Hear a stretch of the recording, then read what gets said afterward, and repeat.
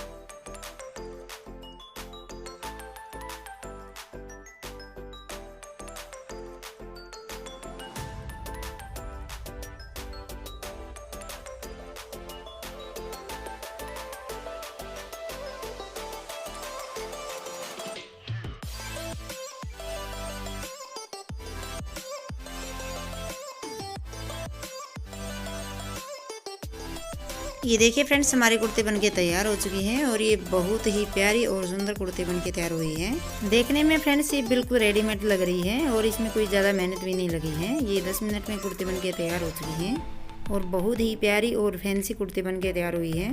तो बताएं फ्रेंड्स, आपको हमारी वीडियो कैसी लगी है। वीडियो पसंद आई हो तो वीडियो को लाइक करें, शेयर करें और हमारे चैनल को सब्सक्राइब जरूर करें। वीडियो देखने का आपका बहुत बहुत धन्यवाद। मिलते हैं नेक्स्ट वीडियो में, तब तक के लिए बाय बाय।